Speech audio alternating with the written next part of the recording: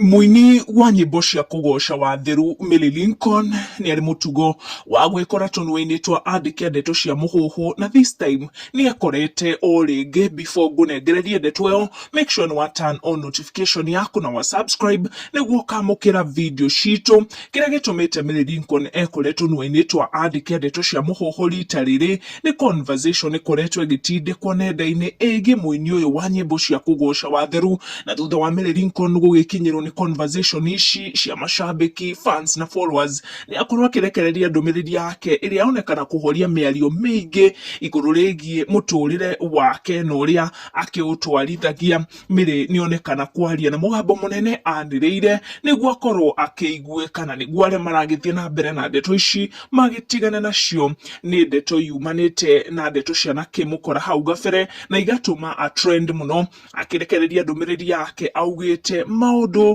ni matukoraga muturire-ini no maundu macio ni makinyaga kahinda magakorwo magigithira. Millie onekana kuorota aria mageragia kumucambia ni undu wa maundu twanakimuhanikira miturire yake kana muturire-ini uyu wake, in particular seasons. Mwana witu, there are many seasons in life, they all come and they all pass. Just don't sink in the one you are in right now. These two will come to pass. Ni ndumiriri akirekereria akiumiriria mashabiki, fans na followers zake at the same time.